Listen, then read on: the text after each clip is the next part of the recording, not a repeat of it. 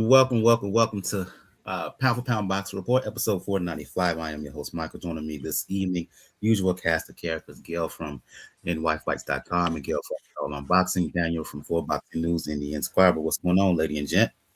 Hey, not the busiest boxing week of the year, but some hot news and reviews to talk about. Yes.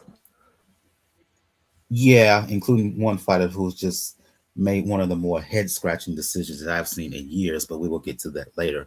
For those who are new to Pound for Pound Box Report, Pound for Pound Box Report live YouTube show podcast discussing all things boxing. The motto is when boxing is good, we will talk about it. When boxing is bad, we will talk about it.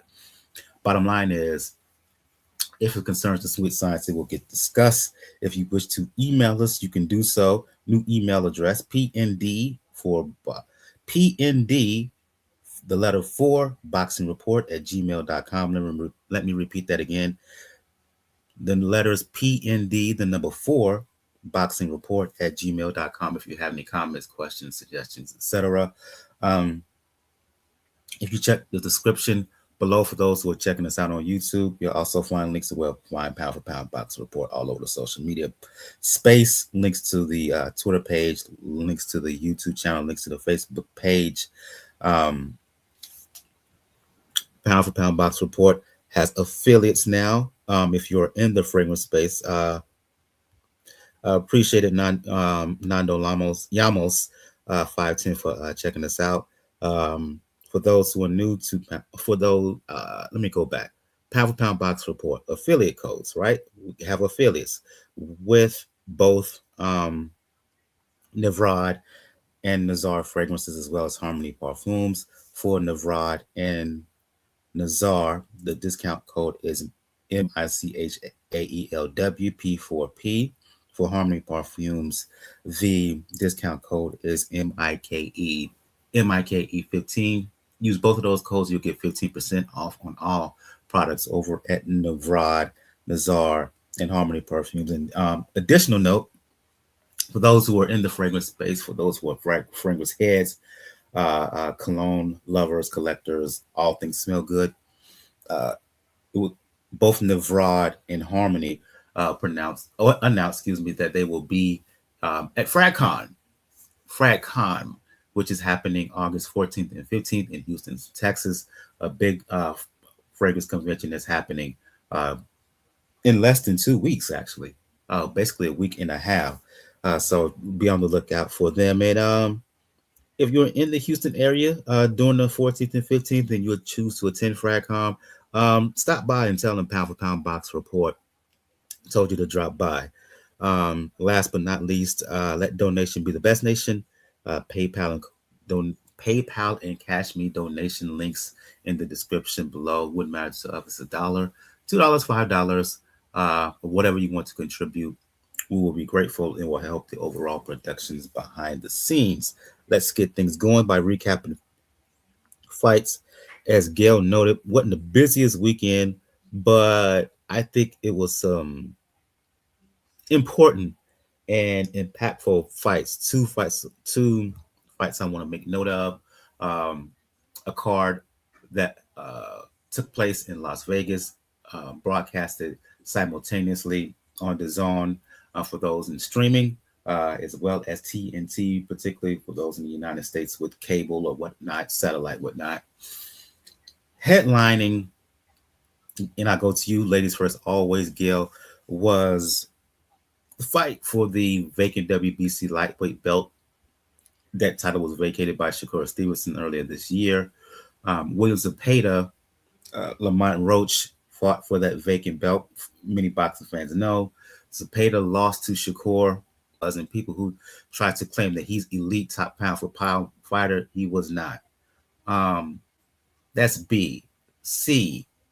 Given what we saw from Zepeda, Gail, I hope folks finally start to realize how good Shakur Stevenson is. I was on scene in Las Vegas covering this fight week, and I was one of those people that thought, I think Roach's head is in the right place. He's determined. He doesn't want another draw. He had looked very good in his last 2 fights. And let's also remember, he is a former world champion. He's held a belt It does make a difference. Zepeda gave a very good effort against Shakur, but he did lose. So coming in with that recent history for both of them, I had swung my choice to Lamont Roach. Interestingly, before the fight, the one person who was extremely confident about William Zepeda winning outside of his own team was Bud Crawford. Well, guess what, Bud? He was right. He was absolutely right. With Zepeda, it wasn't as much that he changed his style because at this point he's just barely 30, but this is a guy with 24 fights under his belt. He's not going to substantially change.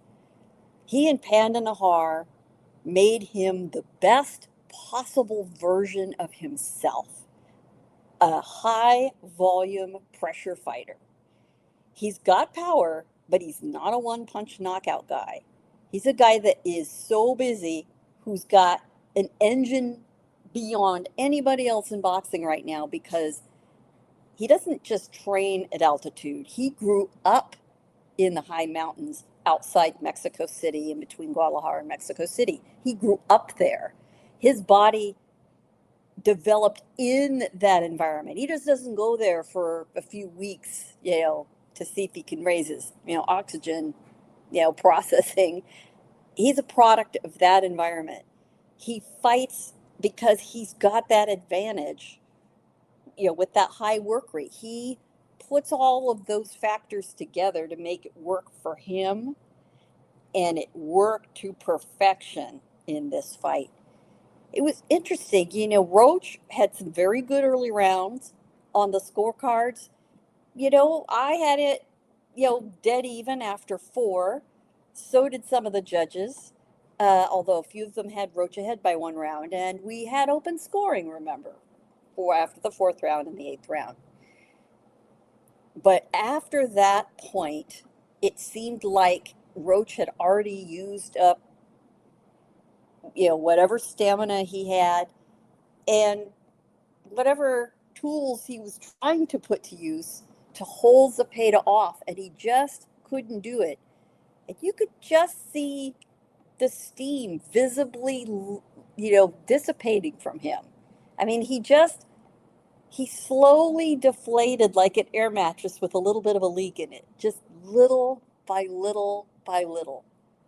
I heard people saying he gave up. I think that's a very unfair characteristic to say that he gave up. He just he just ran out of ideas. He didn't know what to do with this coming at him. I mean, Zepeda didn't let him breathe, didn't let him slow down, just did slow down for a second. Did not give him any chance to get back in the fight, and that's what did it for him. He was working nearly as hard in the last round as the first round. And if you look at the CompuBox numbers, it's truly impressive. CompuBox numbers are not how you should score a fight. And I'm never going to say that. But Zepeda threw a total of 884 punches. He threw over 100 in a couple of the rounds. He landed 7 power punches in the first round. His high was 19 in the third round, and he was still throwing double digits by the 12th round. He landed 17 power shots in the ninth round. I mean, he wanted it, he worked for it, and he got it. And that's the bottom line. And to see how emotional he was and how emotional Panda Nahar was, he later said to us, because of the open scoring, he knew he was quite a bit ahead. But he said, it's boxing. You never know. He said, as I was standing there waiting to hear it, I worried, oh my God, has anything gone wrong?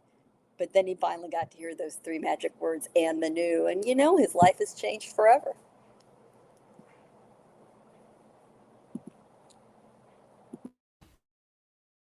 Sometimes, Daniel, to a point, a comment that Gail made about some believing that Roach didn't. No, he didn't. He didn't. That Roach quit. Excuse me. No, he didn't.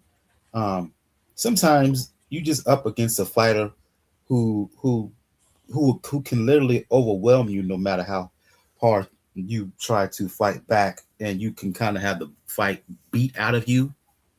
Um, and that's what happened here.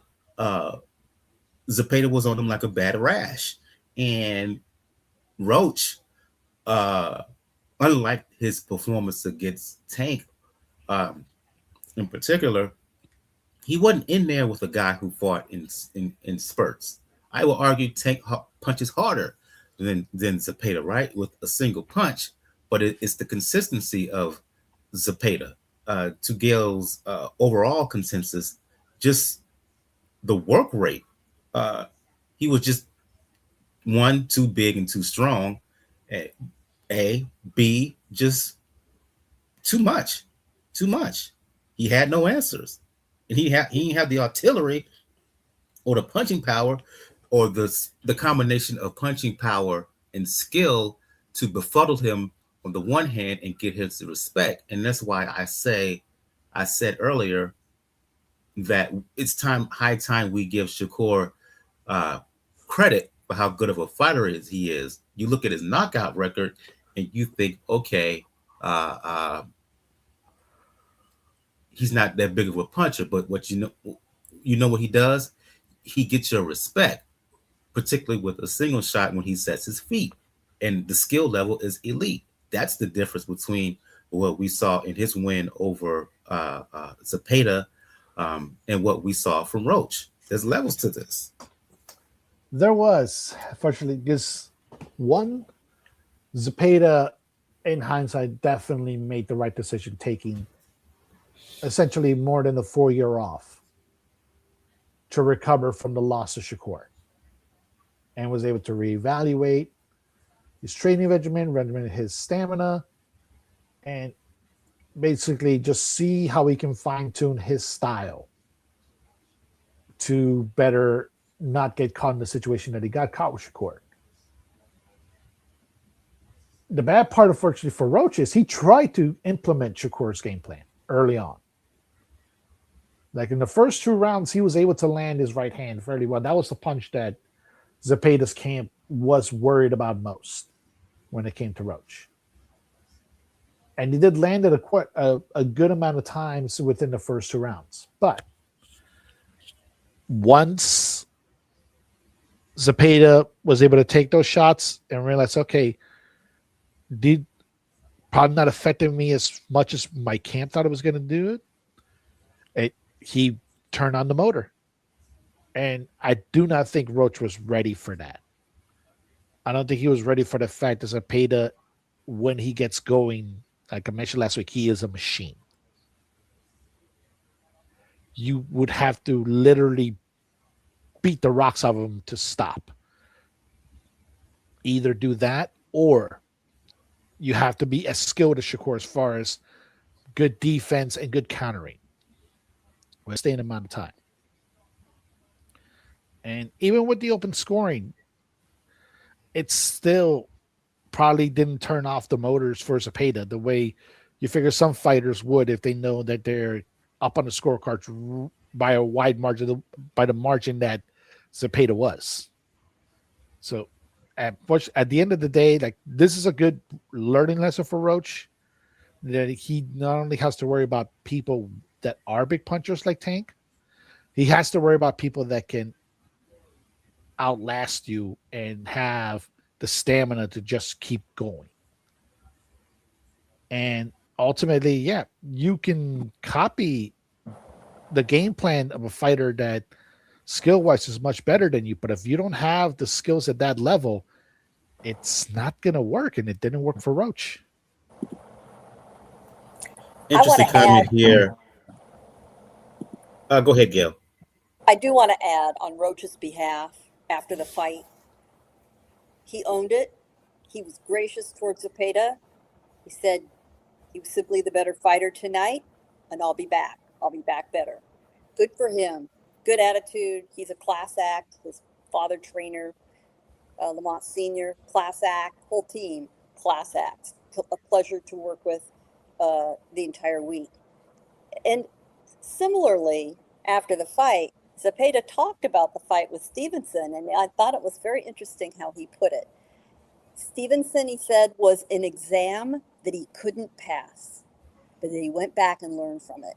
And that's what champions do, both of them. Interesting comment here from Nando is something I agree with. Actually, he says I'd like to see Roach move back down to 130. His lack of power made things easier for Zepeda. I agree. I'd be great, but can he make it? That's I the think key so. part of it. Yeah, I think he can make it. His last fight, I mean, ugh. I think he can make 130. It's just he's just probably going to see if it's a better incentive to do it. And well, you still have a good amount of fighters in that division that you can make decent fights with. And like I mentioned, Roach has been used to being the bigger guy in his fights. So maybe going down to 130 gives him that advantage again. So I just checked because I thought, what was the last time he fought at 130? Well, it isn't as far back as I thought. It was June 2024 was his last fight at 130 against Fergal McCrory. Before that, he had fought Hector Garcia, Angel Rodriguez, Rene Alvarado. So, I mean, the one fight at 130 that derailed him was when he lost to Jamel Herring. So, yeah, he better get himself a good nutritionist if he's going to do it. That will be tough. In terms of what's next for him, we do not know. He says he's ready for everybody in the division, bring all comers, including the champions. I will say this: if he builds off of the performance that we saw against Roach, even his performance in the loss against Shakur, he has legitimate staying power at 135 pounds. Speaking of what could be up next for Zepeda long term, thinking. Let's move on to the the undercard of this card in Las Vegas, and that is Raymond Muratalla, defending the IBF belt.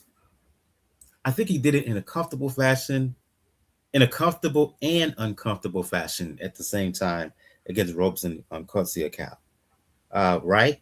I talked about the size of Zepeda in the matchup against Roach, the size of Muratalla and the skill was just too much for Conceicao, who's really a 130 pounder, right? So the champion, he got the win by 8-4, 9-3 margin on my card, right? Maybe even 10-2. I have to rewatch the fight. The uncomfortable part was it's clear that Muratalla, he's having serious issues getting down to 135 pounds comfortably. After the fight, he says this is his last fight in the division. There have been some who suggested that he may stay around, particularly if it's a unification bout against someone like a Zepeda next. I get it, Daniel, but sometimes you can tempt fate staying down just for a unification bout when your body is screaming that it's time to move up. Your thoughts on the future of Muratalla following this win over Conceicao? Well, one thing, luckily, Muratalla's camp did make it a point, even before the fight. They said, win or lose, this is his last fight at 135. So they already know, like it's reached the tipping point whether he can make the weight. And it clearly shows in how he got affected in this fight against Conceicao. Because he fought fairly well, even though he got touched up pretty early on. You can notice, like after the first 3 rounds, a little mouse and little marks starting to develop along his left side because Conceicao was landing the jab fairly well early on. But Muratalla was just able to make the right adjustments, make the right body attacks to make sure that Conceicao didn't get far away enough where he could just try to outdistance him. but you can tell going down to 135 did take a good amount of power away from him because they really were that his quarter was really pushing for a knockout late on the fight. But unfortunately, he just didn't have the full energy to try to get it. And with Conceicao, we have to remember Conceicao, he's not an easy out. He's a tough customer no matter what. So even though he lost fairly easily, he made Muratalla work for it. But you can tell, he not only was his strength, but his power was strained a little bit from trying to make that weight. So moving up to 140 does make sense. You can make certain fights where people that you could probably match up well against. I could want to see him versus Oscar Duarte. And that would probably be a good competitive fight. So it'd be a good test. So that's probably going to be always the best test when it comes in that area, because 135, like you could tell, like the way he was moving, it just wasn't working. It just wasn't going to work anymore if he's going to try to stick around.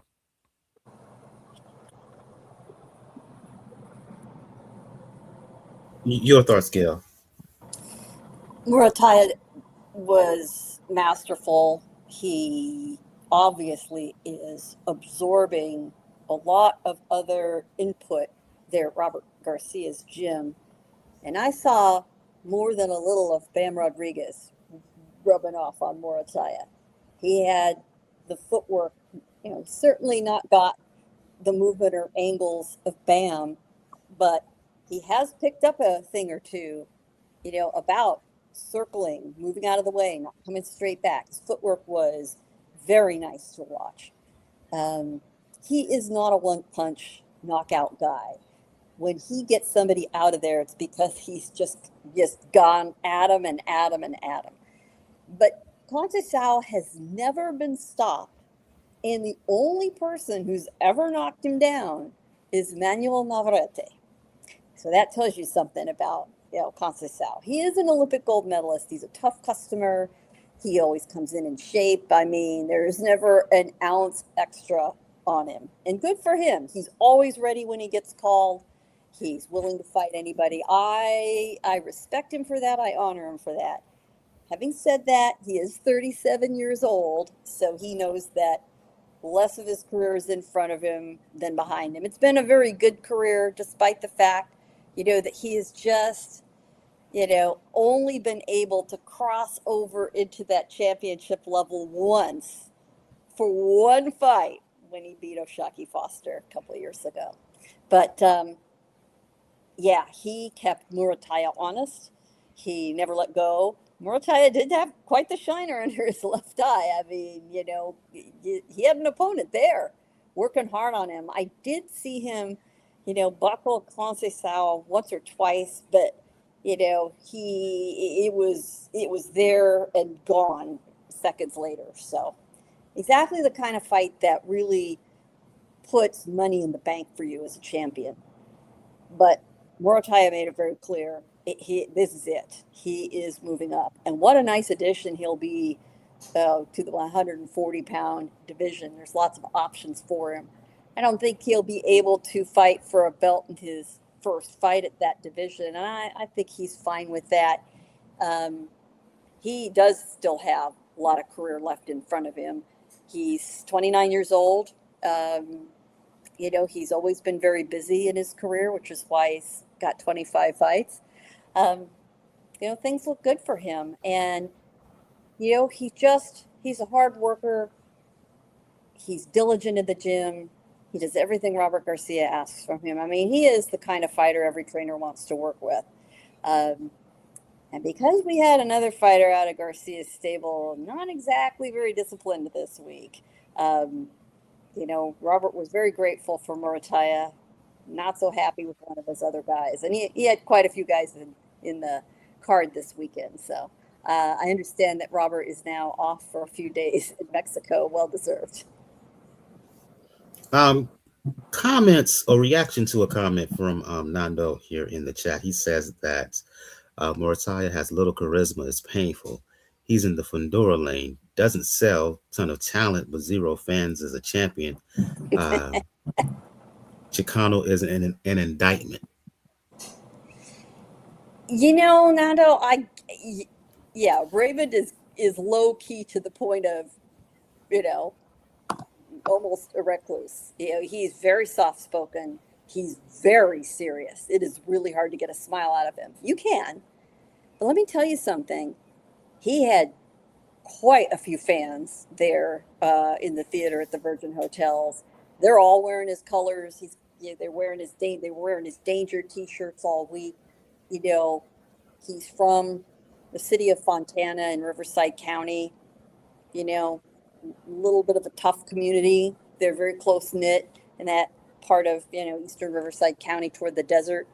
Um, they stick together. So his fan base, his local fan base, is certainly there, and it's easy for them to see him anywhere in Southern California, in Las Vegas, or in Arizona, and they'd be smart to keep him in that area because he is. You might be surprised, a really good draw in all of those local venues that know him and like him. I will also say this. It was a very interesting venue to be at because it's right inside the hotel. It is a performance theater that's built in there. The Virgin Hotels are slightly off the strip, and it's what used to be the Hard Rock Hotel in Las Vegas, which is now moving. You may have read it bought the Mirage, and it's building a bigger, greater hotel with a big ass guitar on the strip. So Virgin bought the old property. It seats about 3,500. There's a nice floor, a stage where normally music acts would be. So the ring is right in front of that stage. And then there are quite a few balconies, standing rooms, lounges, very nice on the second, third, fourth level, but everyone's in very close. And then after the fight card was done, when you leave, you exit into the casino, into where the restaurants and food places are, into where the, entertainment and bars are. And people walked in there after the card was done, including all the fighters, because you kind of have to leave through the main hotel. And it seemed that all the fighters, all their teams, and all the fans just exited together, and everyone was hanging around. I walked into several spots and saw fighters and their teams, and one of the groups I saw was Raymond, his girlfriend, a couple of their pals. He's strolling through there wearing a t-shirt and shorts, looking like any Southern California bro with his friends on a Vegas vacation. Just no big whoop. And I thought, folks, that's a world champion there walking through this hotel. They all were there. They all posed for pictures. They were all extremely gracious. And, fans, um, start feeling a relationship with all of these guys, especially the ones that are a little further down on the card. That is so healthy for boxing. So damned healthy. I hope we'll see some more fights at that venue for that reason, because the fans walk away with a real connection, and that's how you get people excited about boxing and becoming lifelong fans.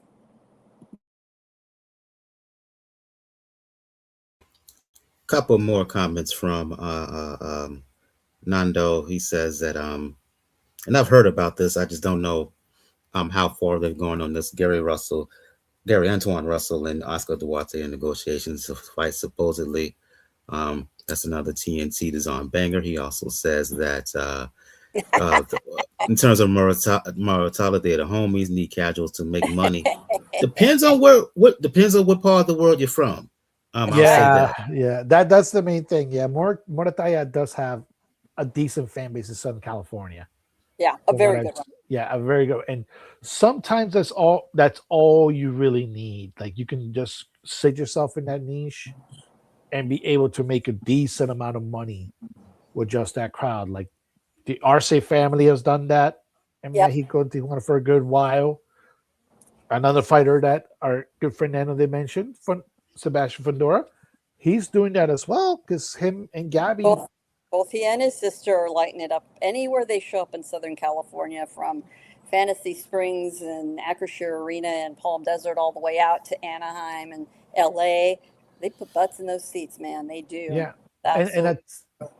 that's the reason why I said like probably if you want to have a fight in, yeah, we've heard the rumblings too of Russell and Duarte.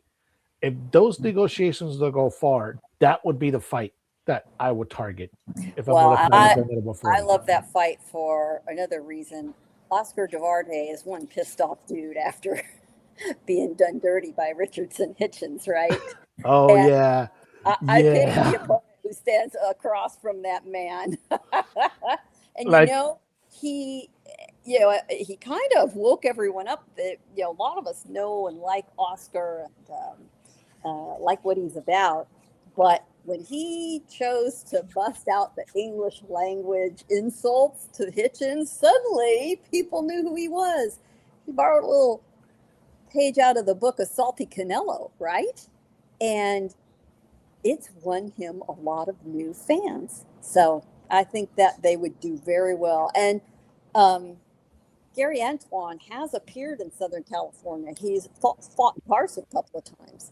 In fact, quite a few members of the Russell family have fought in Carson. So even though they're not from Southern California, they're known there. Um, and I couldn't love that more. That's exactly the kind of fight that TNT needs to put on. They don't have a huge budget, right? But they need to develop people becoming fans of American fighters or Mexican fighters, are also going to be a good draw for an American linear TV broadcast. But come on, folks. You gotta start the fights earlier. You gotta have the main event before midnight on the East Coast, for Pete's sake. I mean, I'm on the West Coast. I'm fine. It's just no big deal where I am, but I think they're hurting themselves with the potential audience without trying to finish up the card before prime time ends at 11 o'clock, even on a Saturday. Indeed. Let's leave it on that note right there. Some more comments from Nando for those who are checking us out on YouTube. Let's move to some news here, and I'll get it started with you, Daniel. I kind of hinted at a fighter who's being, just doing stuff that just don't make no sense right now. And the reason I've named this particular episode "Hustling Backwards" is because of one, um, Keyshawn Davis, who made, in my opinion, one of the more senseless moves that I've seen in a while. Right? Um, we know that a fight was ordered between him and Devin Haney, and when the fact that it was going to a purse bid, that was alarm sign number one. And comes out now that Keyshawn, the reason the fight went to purse bids is because Keyshawn wanted 5 million. The Haney said, "No, you're not getting that." mm-hmm. It gets to purse bids, and he ends up with 2 million. Right? Yep. 75-25 split. That was announced. Okay. Moments later, Keyshawn Davis decides to drop out of the fight. Um, you haven't heard of him since. He's reportedly disassociated himself from Jay Prince. Right? What is going on with Keyshawn? Um, all of a cloud of uncertainty, head scratching move on his part. Um, who's talking to this dude behind the scenes for him to make such stuck on stupid decisions? Well, one possible person could be the other bidder that showed up in the purse bid. One Teofimo Lopez. Oh God, no! Wait, whoa, whoa, whoa, whoa, wait! Remember, like Stop! the Stop! yeah. Stop! Stop! Stop! Stop! Stop! Stop! Stop! Stop! Stop! The same Teofimo from the banana incident.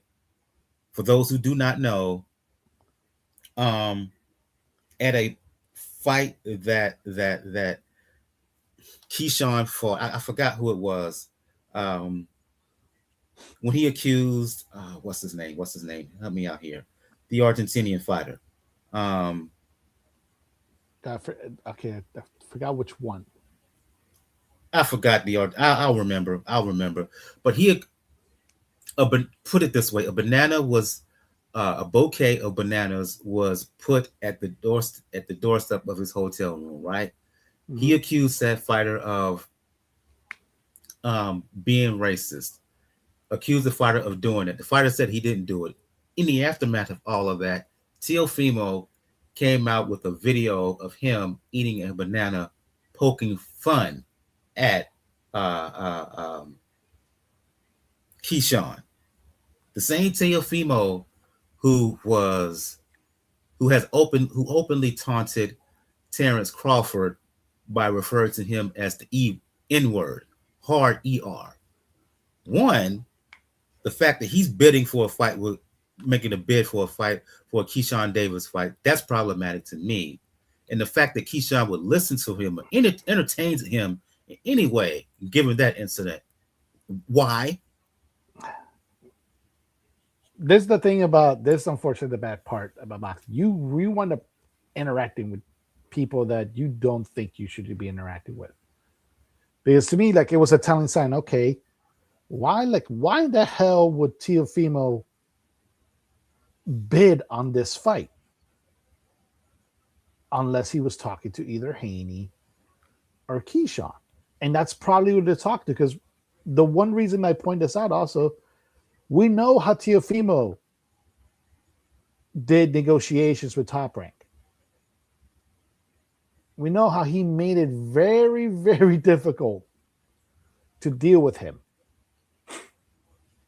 And unfortunately, Keyshawn looks to be in both behavior patterns.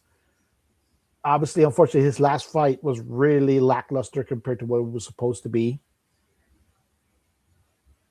And maybe, like I said, overinflated sense of what you're worth are Baranchik, playing a that's who, factor. it wasn't an Argentinian fight. It was when he fought Baranchik. Yeah, yeah. Now I remember. My apologies. But Yeah, continue on, Daniel. yeah, but that's the case. Like I said, a lot of fighters are gonna start talking to us and no, you should be worth this. You think you're worth this much? This is what I did with Bob.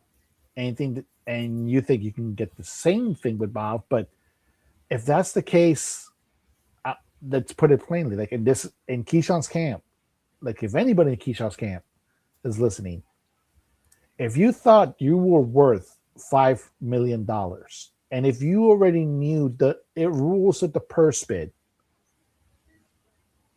why in the hell did you allow it to go to purse bid? That part.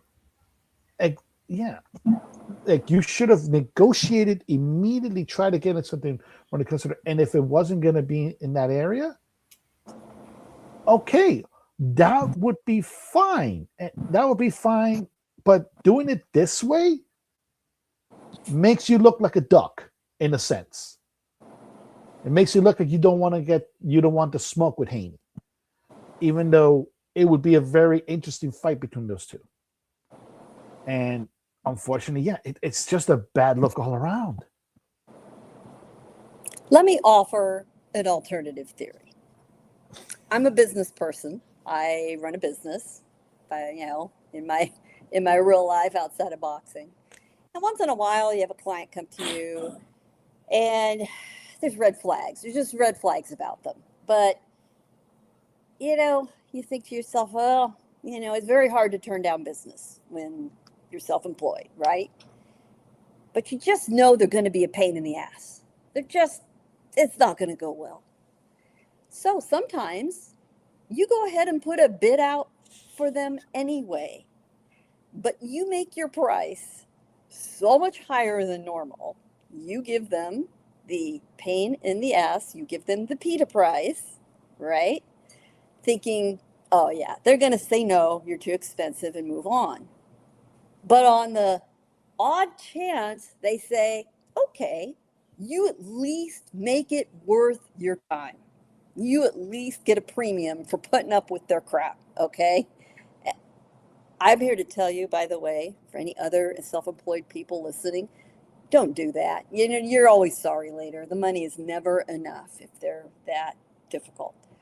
I think it's very possible that Davis never, ever, ever wanted a fight with Devin Haney, but he didn't want to look like a pussy or a duck, whatever nasty thing you want to say about him by just Like the saying no. fellas over there at Three Kings, Gail, Yeah, they've been saying that for months. He's been Des, talking about it for months, but he that's sounds like right. my fellas over at Three Kings who've been saying You're for months that just Keyshawn has been just blowing smoke, been talking to fight with Haney, but he never really Your wanted to fight dents him. are right on target as far as I'm concerned. I'm surprised I'm not hearing this said more, but I think that's exactly what Davis and his team did is say, okay, we'll just make it so damn expensive that likely they're going to say no. But if they do say yes, then it's a fight we can't turn down. The $5 million price, come on. Come on. This is a kid with 15 fights, a good performance or two, but a lot of trouble outside the ring. He is very unreliable. There are not a lot of promoters who are going to want to work with him. For exactly that reason, you don't take on the client you know is going to be a problem. You just don't do it. Don't make your life that ugly.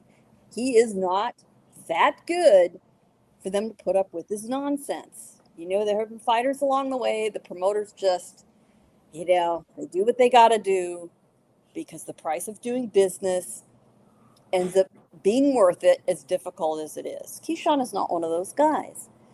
Well, I think if this really was,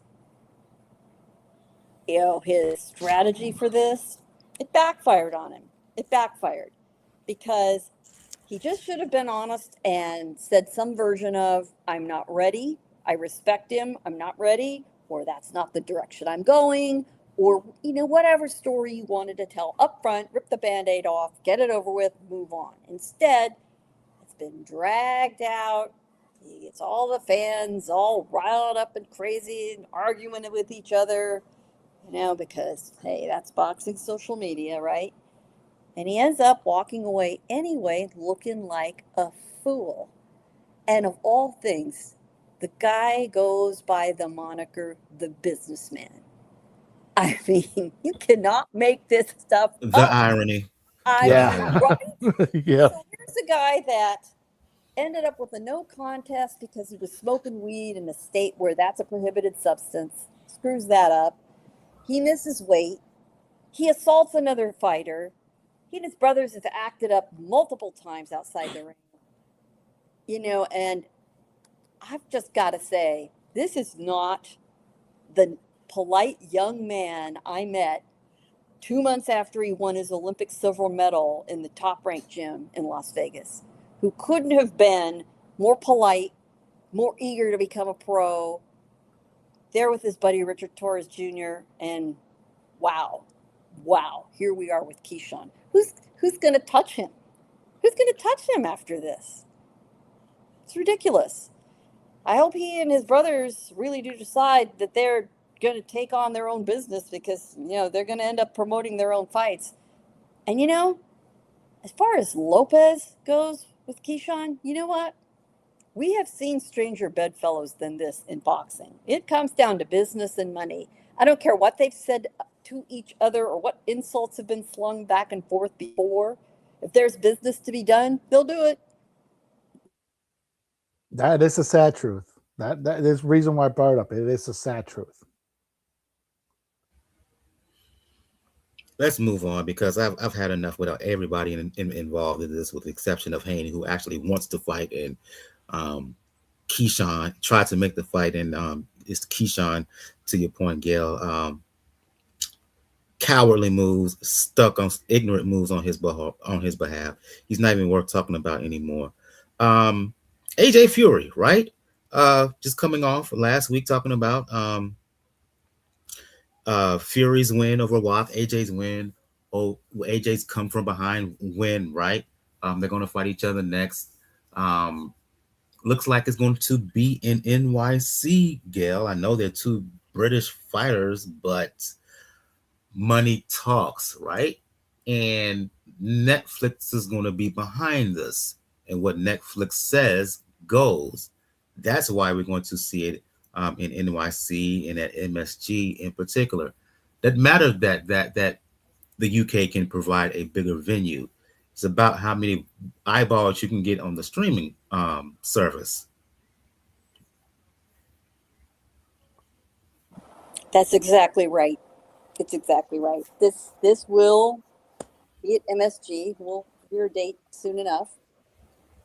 Here's the deal with this. Netflix knows that live sports is a huge draw for potential subscribers for their streaming service. You would think that everybody in the known universe is already a Netflix subscriber. Not really. Not really. And so for them to continue building their subscriber base, they've got to reach those people, who weren't early adopters, used to streaming. They're going for the people that are a little harder sell. But one thing that has been effective for them is live events, live sports, or live music, right? So here's a big event coming up at a time of year where they probably need the content, and they want it to be fan friendly at a time slot for their bigger potential subscriber audience in North America. They want it in the United States somewhere. Now, this is a British super fight. Yes, we all get that. And that's where it belongs. That's where its heritage is. That's where the fans are. But having it, at Greenwich Mean Time throws up a problem for Netflix in their live programming. It won't serve their needs as a driver of new subscriptions. And they want it badly in the United States for that reason. And the truth is, they don't care about the gate. They don't care how many fans are there. Netflix wants the equivalent of an impressive soundstage because that's all they need. Now, they get a little bit of shine from being at the longtime mecca of boxing, a really well-known brand name to all Americans, Madison Square Garden. Known to all Americans, even those who aren't longtime boxing fans, even those who, aren't particularly knowledgeable about sports. Let's face it, everybody knows Madison Square Garden. Everybody knows, the prestige that name carries. But Netflix wouldn't really give a damn whether it was sold out or not. They don't care if anybody's there. All they want is the ability to say that they are going to be showing you, the fortunate Netflix subscriber, this big live event, exciting heavyweight boxing from Madison Square Garden. That's all they give a damn about. And the bigger money comes from staging the fight, from Turkey a la Sheikh, from the promoters involved, than it does the fans. So who do you think they're going to make happy? The fans, who they have no business relationship with? No. They want to keep making nice with Netflix. At least they aren't in Las Vegas, where, funny enough, they would get a much bigger gate, but the prestige name isn't available to them in Las Vegas. Yeah, it's great to have a fight in Las Vegas. And I was reminded how much it does mean for a lot of these fighters from outside the United States, even in countries where boxing now in 2026 is far more popular than it is in the United States. One of the things William Zepeda said after he won is that, yes, I'm a Mexican, but it has been my dream to win a world championship fighting in America in Las Vegas. And he did it.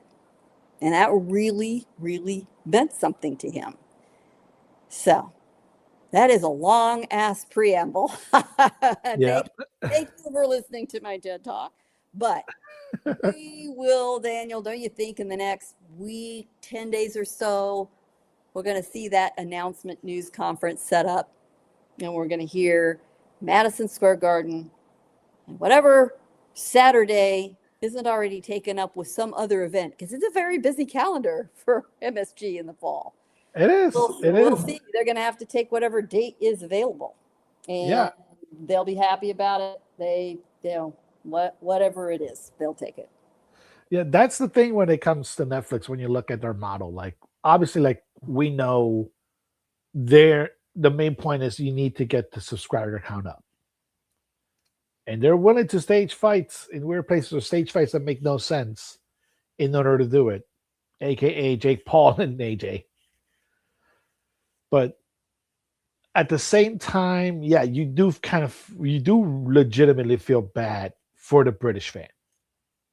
And like I said, I agree with Nando. I've called Nando. I did call this fight when it was brewing. This is the British Maypac. In the bad sense, unfortunately. That is a fight that is at minimum now a half decade past its expiration date, when it would have been really, really good. But it's a fight that, despite that, British fans want to see. Now, you're also asking those same British fans that spend a good amount of money coming to this country for the World Cup, mind you, for World Cup games that weren't cheap. You're asking them to not to make another trip.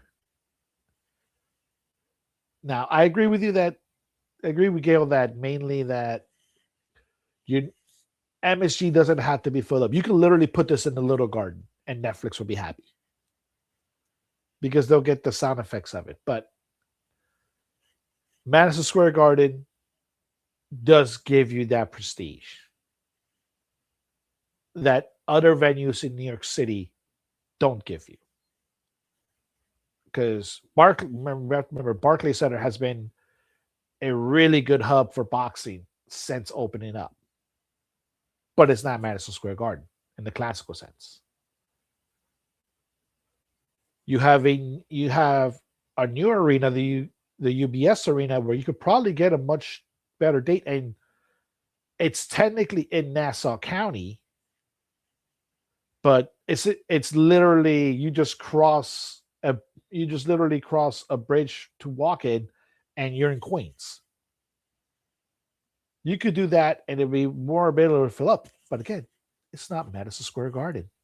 Right. You know what they want. Yeah. They want Michael Buffer to say the Mecca of boxing, Madison Square Garden. Yeah, exactly. That's the main thing. They want that aerial over the garden. Yeah. So I got curious. I just checked their schedule. So they have the first 2 Saturdays in November, the 7th and 14th, are available. And the first 2 Saturdays in December, 5th and 12th, surprisingly available. Mark my words, it's going to be one of those 4 weekends. Yeah. And those are normally dates that, particularly December dates, are dates that MSG does leave open just in case there's a big Puerto Rican fight. Just in case. Now, it will not happen in October because Harry Styles has his residency there every Saturday in October. So you don't have to worry about clearing your calendar in October.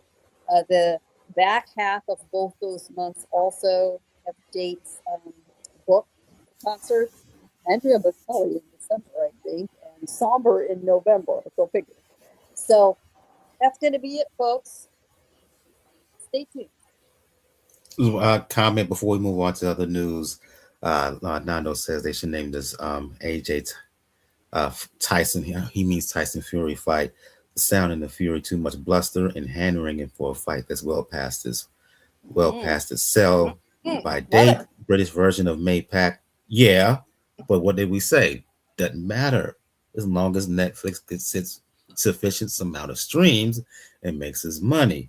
That's what matters at the end of the day. So you're right, but the dollar means more in the end. Let's move on to some other news here. And this news broke after actually I made the particular podcast and put the info out, and we talked about Bruce Carrington, right?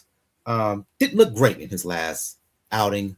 Um, I've been on record saying that um, while he may push for a unification bout, he has to be careful who he gets in the ring with, because, in my opinion, if he fights the WBO champion, whose name escapes me right now, I'm having a brain freeze, he's going to lose. But it looks like he's shooting for a fight with Angelo Leo, featherweight unification. Target date for that is October. Gail, better him than I think Ramirez is his name, because if he fights the WBO champion, recent form saying he's not going to win. I could see him being competitive and beating a Leo. Smart move on his team and those at Top Rank. Yeah, well, believe it or not, it's actually being pushed by Gary Jonas at Pro Box, who promotes Angelo Ah, Leo. But I think Top thank you Rank for the here's correction. here's the proffer and thinks, we don't hate it. We don't hate that. Yeah. The WBO featherweight champion is the gentleman at the top of the pile, and that would be one Rafael Divino Espinoza. The six Espinosa, foot excuse me. Thank one you. buzzsaw featherweight. He isn't quite as busy as Zepeda, but what he lacks in punch output, he makes up in power. Yeah, nobody wants to go up against Divino until they absolutely have to. Kind of a little bit in the Sebastian Fundora mode. So I like this fight. I think that it's a matchup with potential for both guys to win. Angelo Leo, I I think is always been sort of surprisingly under the radar to me.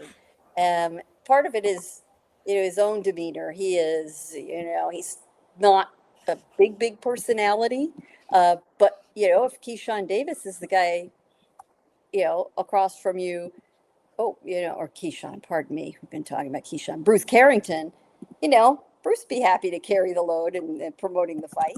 Um, Leo will get the Mexican American fans and Mexican fans. Um, Carrington will get the East Coast fans. I like it.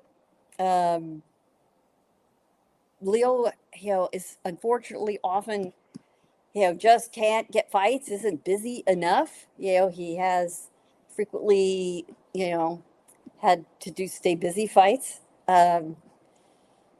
So I like it. It's very early in discussion. It was only sort of, floated out uh, seriously today. Interestingly enough, about a month ago, though, in an interview, Leo's name came up with Bob Arum. So, this may have been percolating, you know, under the radar for a lot longer than we think. So it could feel to us talking about it today like, ooh, this is just sort of come up just now. But, Leo hasn't had a fight in more than a year. I mean, his last fight was in Japan against Tomoki Kameda. That's a long time ago. I mean, a long time ago. He won his title 2 years ago when he beat Venano Lopez. So, last time I saw Leo, I'm trying to think of what fight I was at. But for a little while, I was sitting up in the seats, and next thing I realized, I looked behind me, and I'm like, "What's Angelo Leo doing? Just sitting up here in the seats with the fans watching a fight?" You know, I mean, he's just a low key personality that way. So I'm glad somebody is going to try to get that man back in the ring. I mean, he's got the IBF World Featherweight title on offer for somebody. Yeah, that is true. That is very, very true. And I mean, Nando calls him the featherweight Fundora. I like to call him the 2026 version, featherweight version of Arguello. But carry on, Daniel. yeah, that would be a fun fight, and it would be a good fight for Shushu to at least aesthetically redeem himself from how he looked in his last fight. Like I said, not that we're saying that he looked like horrible, but it wasn't the performance that you would want to have when you were trying to have a showcase fight in your hometown. So that's a very, very good fight and it's a good opponent where you can actually get you could probably get a good win because Espinosa, no. Like she shoots you. I'll say it like this: if you try Espinosa, your hands are too short to box with God right now. Well, and they're Man, both look. top ranked fighters. They're not going to put them up against each other until they have no other options. Last bit of news here, and there's been much talked about a potential fight between Bam Rodriguez, who recently moved up to 118 pounds, and Naoya Inoue, who's undisputed champion at 122 pounds. Right?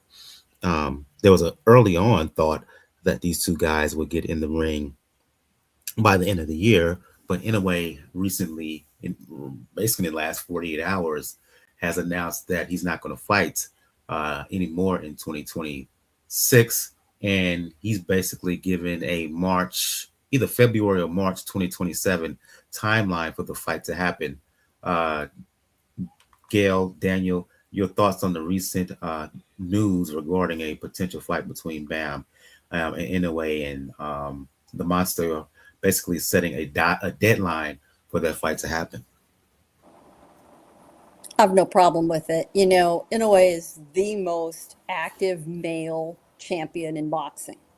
Um, Funny enough, the most active female champion in boxing is also Japanese, Mizuki Hiruta. That's says a lot about the work ethic of Japanese fighters.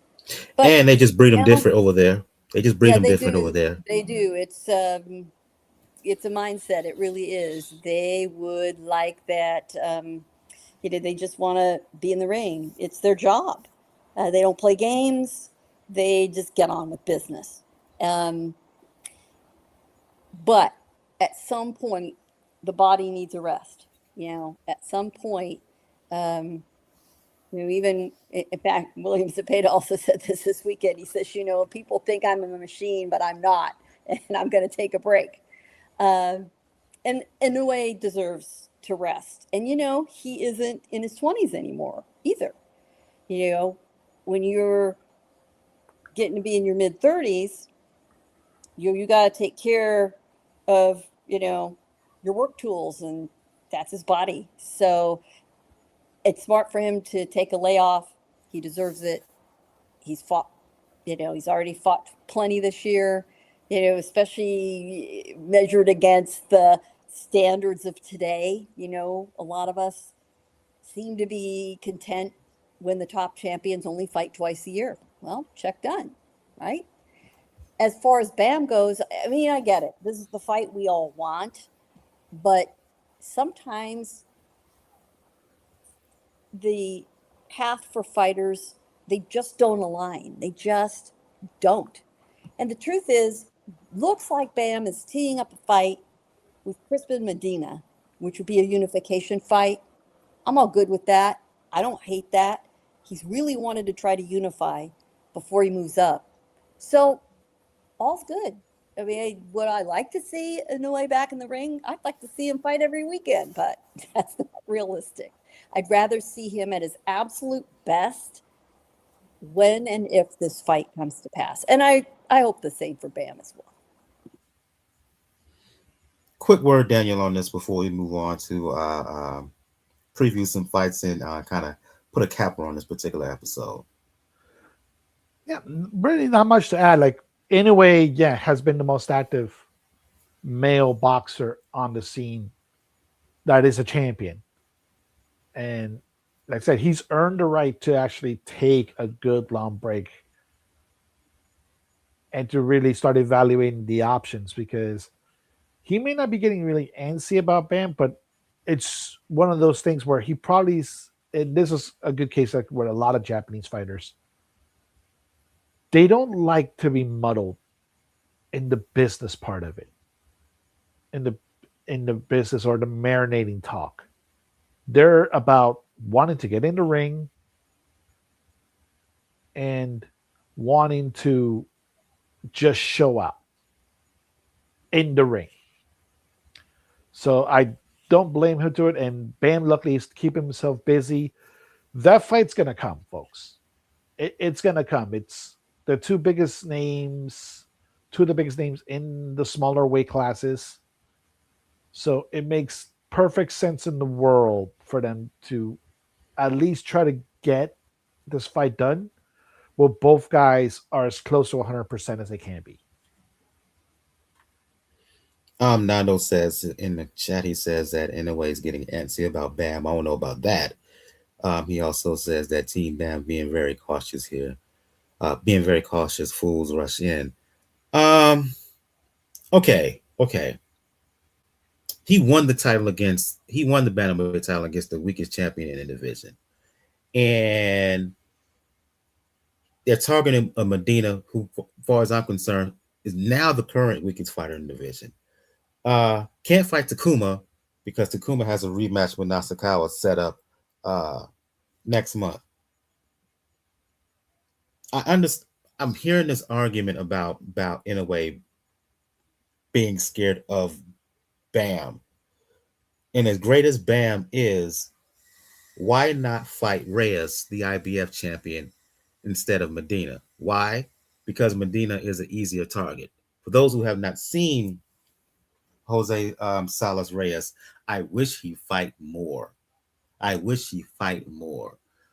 But if skill and physical ability matter, um, he would give Bam the toughest fight, as far as I'm concerned, at 118 pounds. Him and Takuma, not Medina. So put that in perspective when you consider what this all is. This is all for Bam to get another world title and make the path towards a potential fight with Inoue as easy as it can be. They're not going to test Bam too much at 118 pounds. The end goal is for a fight against Inoue. So I hear your point about Bam being so scary. And he's a damn good fighter, but they're paving the road for him for this particular reason. They're targeting Medina for this particular reason. Well, and he wants to unify. He wants to make these accomplishments In a on way his versus. resume. Go ahead. Yeah, I Now I'm just mean, reading Nando's comment. I hear yeah, you, yeah. but in a way, and Bam in Japan would be a bigger fight. Hell, Oh, if Inoue was to wait, come to America and fight Bam, it would be a bigger fight than Inoue versus it Shushu would in be New a York. bigger fight if they put Inoue and Bam in either Las Vegas, or they could do it in San Antonio, which is Or Bam's even hometown. LA, at Dodger Stadium. Um, Not yeah, Dodger Stadium, but what's the other venue I'm thinking of? maybe at SoFi or somewhere like that. Yeah, But It's no, yeah. you know SoFi, what? yeah. Um, I get that you're thinking the Japanese baseball fans will want to see a new way. I don't think it will translate that way. The truth is, the biggest possible fight venue is to do it in Japan, and they'll fill the Tokyo Dome, no question about it. The money will be better. Be prepared to set your alarm clock. And Bam is okay with that. He has said many times he's fine with that. Garcia's fine with that. So let it happen. But as far as the Medina fight, Inoue's on the shelf for the next 5 or 6 months minimum, right? Do you really just want Bam to sit on his ass all that time? No, that's not good for him at all. Plus, let's remember, Bam has made it very clear he does not intend to fight forever. He's a very wise young man. He wants to get in, make every fight count, get out with his money, his family, his faculties intact, and move on. Good for him. That is exactly the right attitude. So Medina gets him a unification. Check, that's another accomplishment checked off the list. That's exactly what we want these guys to do.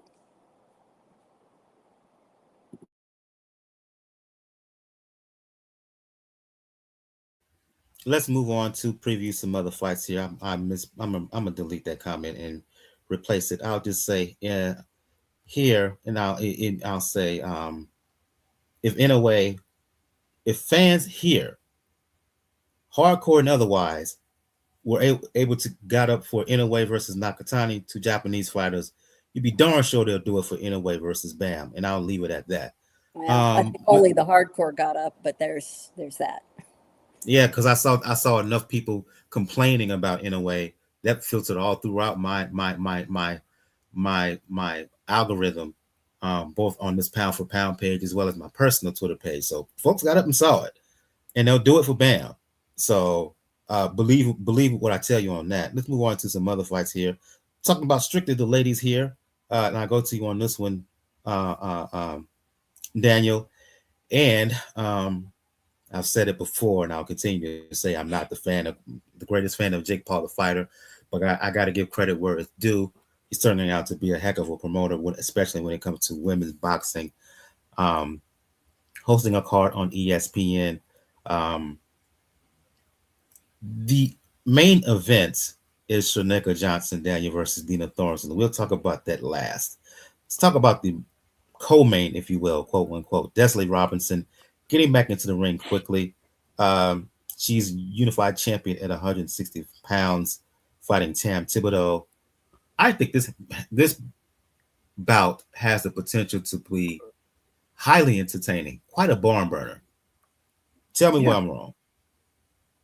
you wouldn't be. I'm actually glad for Tamm Thibeault for getting this fight because remember she was supposed to fight in April, That's right. um, but unfortunately her opponent had visa issues, and the fight had to be scrapped. There was no replacement opponent.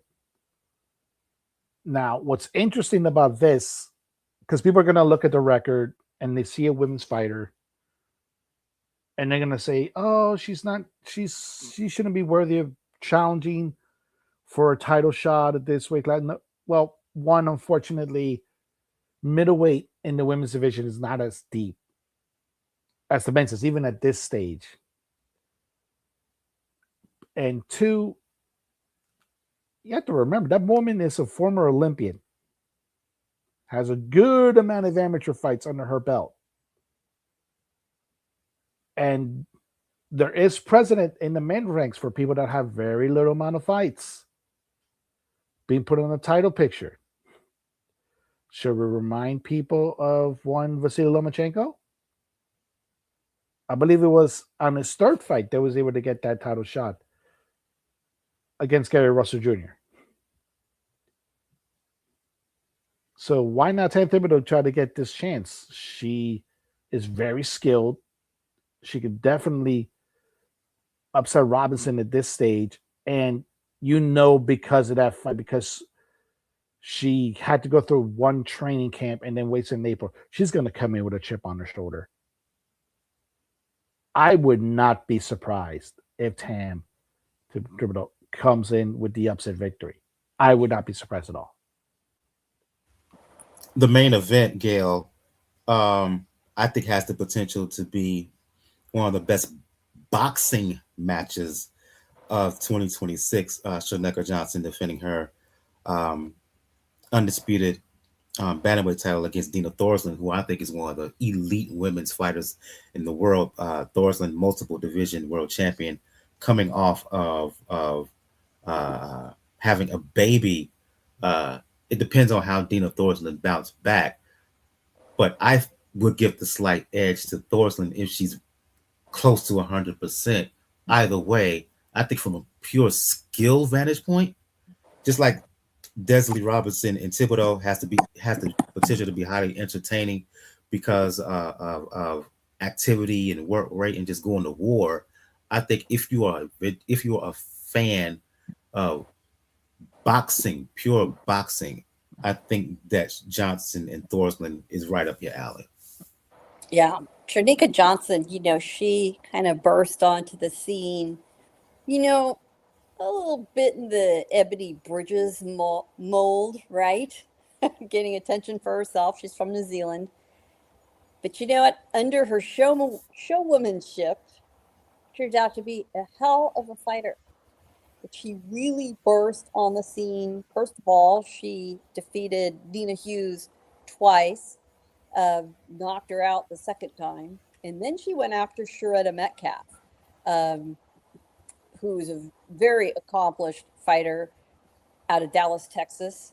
Um, that was for all three belts at bantamweight, IBF bantamweight belt, which Sharetta held, and the vacant WBC WBO belt. Now, Sharetta was favored in that fight, and Cherneka absolutely went through her like a knife through butter and finally knocked her out.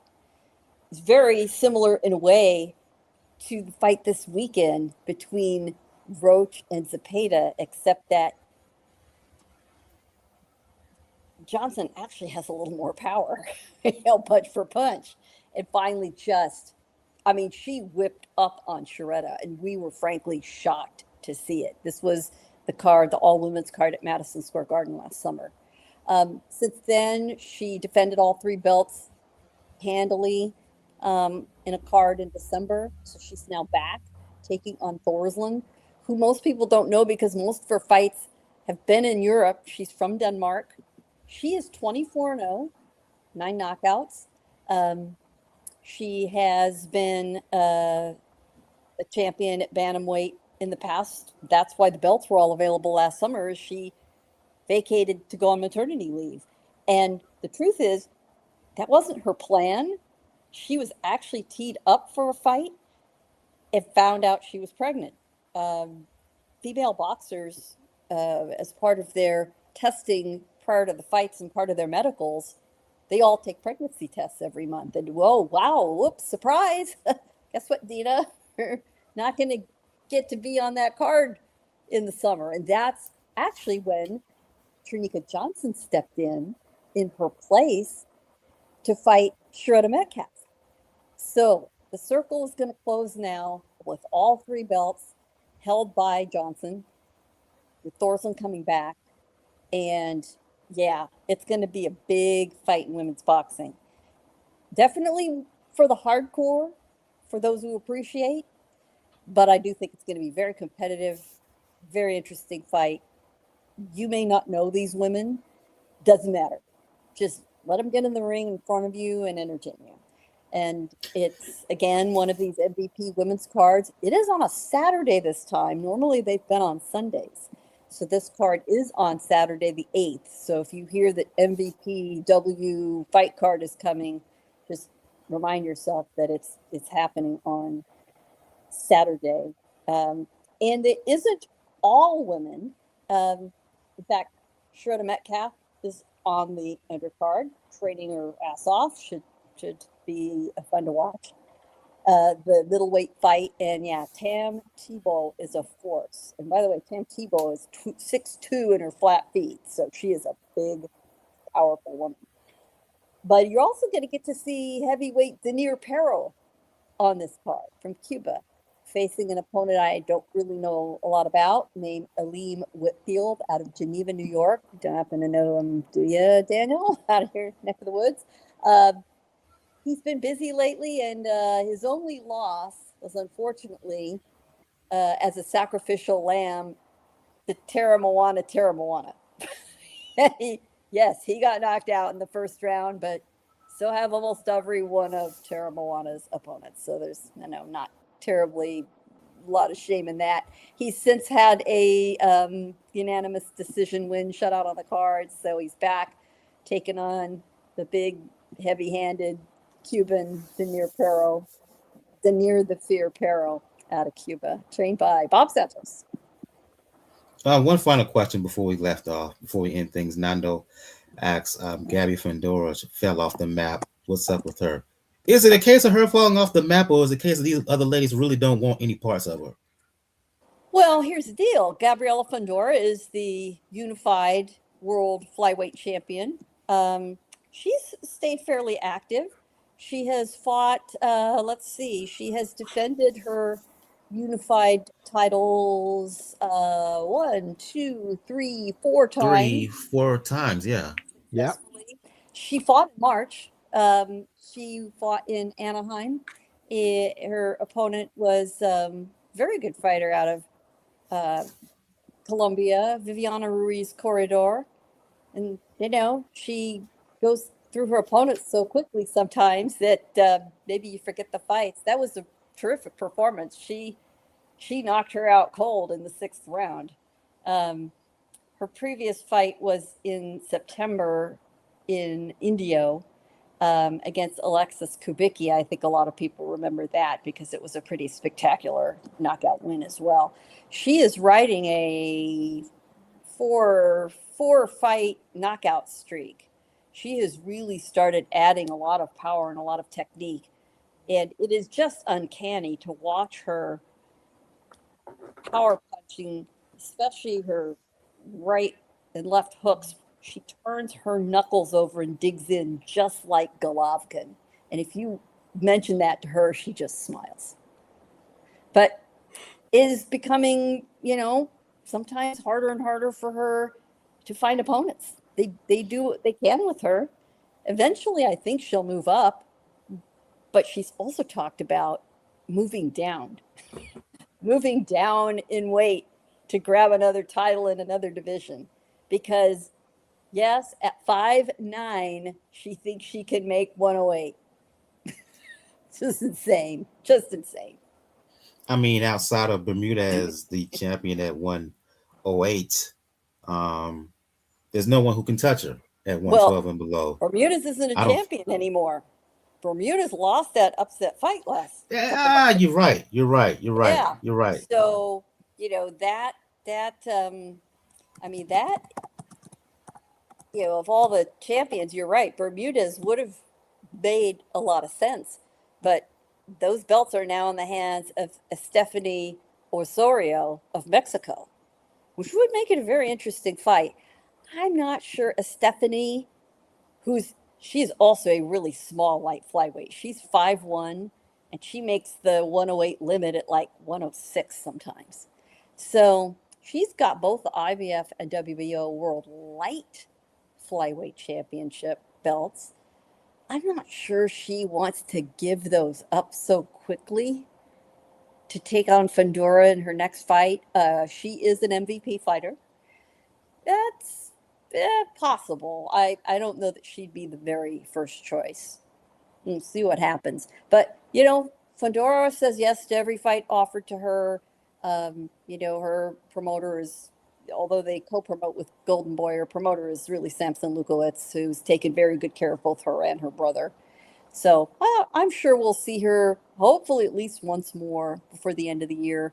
In the meantime, if you aren't following her on social media, she is building her own house on the big compound property her family owns out in the Coachella Valley, in between taking care of her goats and all the other crazy stuff she does.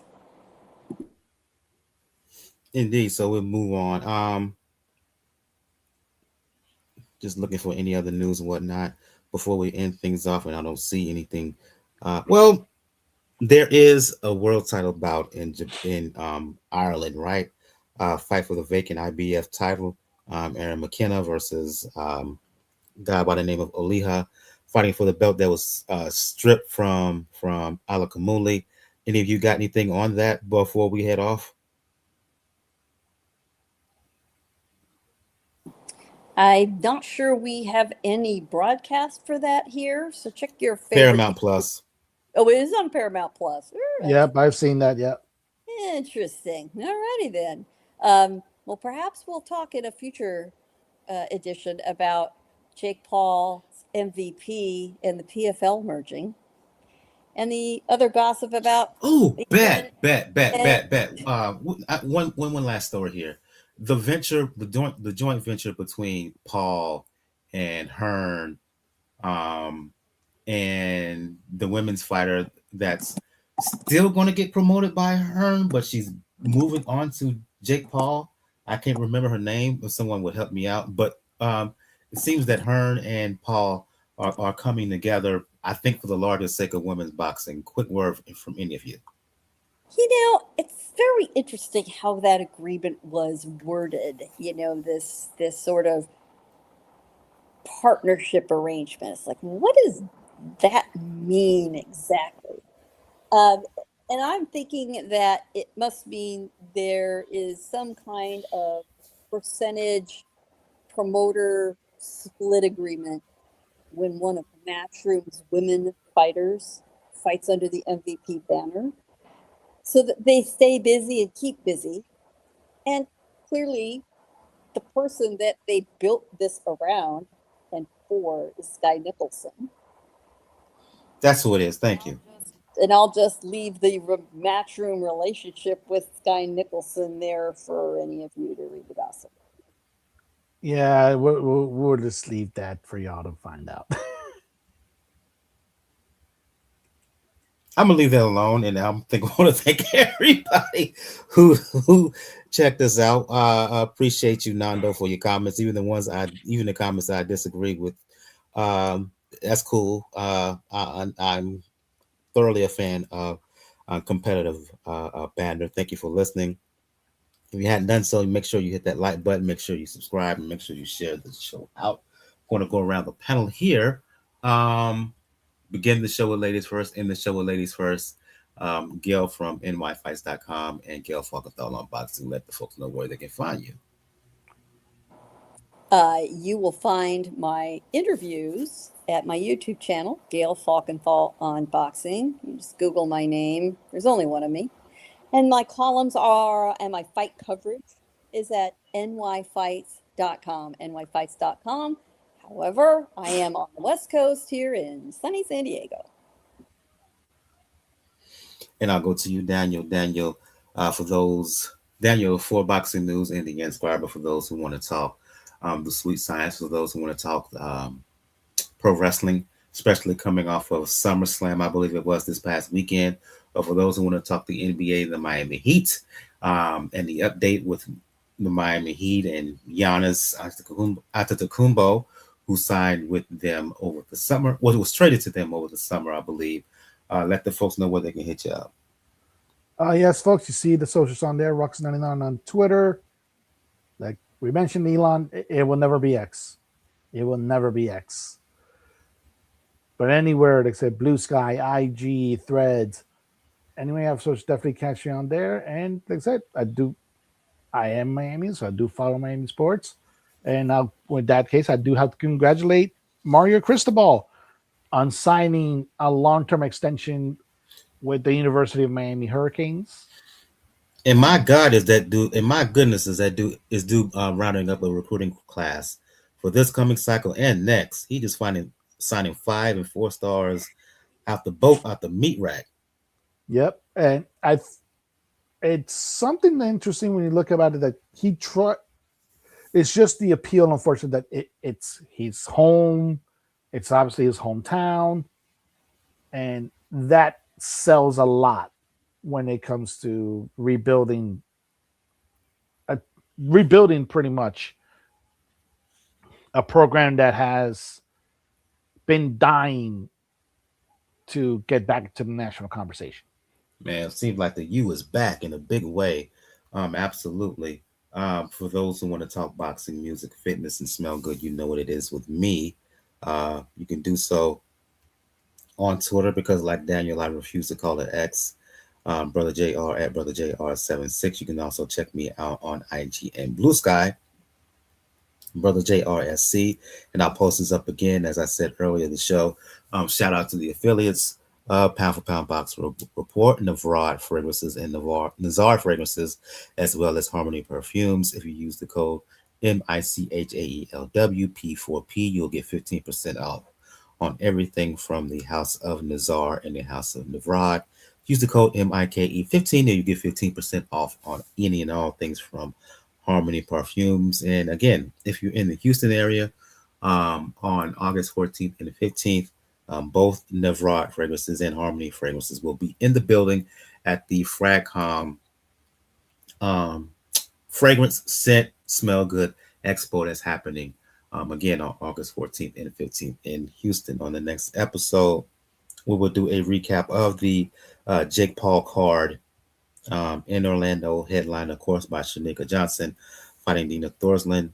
Johnson defending the undisputed 118-pound championship. On the undercard, Desley Robinson defending unified middleweight women's titles against Tamm Thibeault. Both should be very, very good fights. We may talk about other fights on that card, and also we'll probably do a recap on the fight between Aaron McKenna and Tenosa Oliha for the vacant IBF middleweight title, and may do and probably will do a no probably will do a preview of Clarissa Shields, who's moving back down to 160 pounds.